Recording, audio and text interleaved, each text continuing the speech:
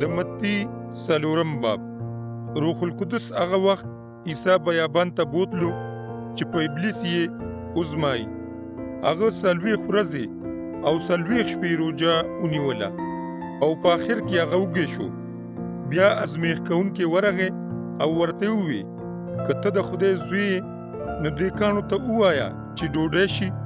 عیسی جواب ورکو صحیفې وایي چې بني آدم تش په ډوډۍ نه پایي، خو هغه په هر هغه خبره پایي چې د خدای د خولې نه وځي. بیا ابلیس دې مقدس ښار ته بوتلو او د خدای د کور په منارې ودرولو او ورته ووی چې که ته د خدای زوی نو خپل ځان ښکته ګزار کا، ځکه چې صحیفې وایي چې هغه به ستا دپاره خپلو فرښتو له حکم ورکي او هغوی به تا په خپلو لاسونو کې پورته کي چې ستا خپه په کاڼي ونه دردیږي. عیسی جواب ورکړ چې صحیفې دا هم وایي چې تاسو په خپل مالک خدای ازمیښت مه کوئ. بیا ابلیس هغه د یو دنګ غرڅوکي ته وخېجولو او د دنیا ټولې باچایۍ ورته په پوره شان او شوکت کې څرګندې کړې او ورته وویل دا هر څه به تاله درکم، خو که ته راته سجده وکړې او عبادت راته وکړې. خو عیسی ورته وویل چې روغ شه شیطانه، صحیفې وایي چې ته به خپل مالک خدای ته سجده کوي او تش د هغه بندګي به کوي. نو ابلیس هغه پرېښودو او فرښتې راغلې او د هغه په خدمت کې حاضرې شوې. هر کله چې عیسی واورېدل چې یحیی ګرفتار شوی دی نو هغه ګلیل ته بیرته راغی.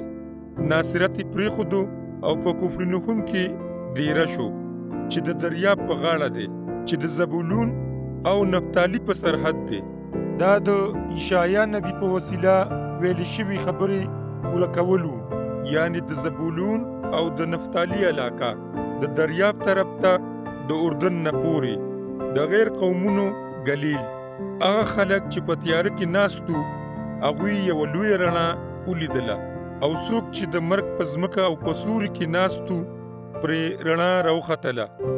د هغې ورځې نه عیسی دا ویل شروع کړو چې توبهګار شئ، ځکه چې د اسمان باچایي در باندې راغله.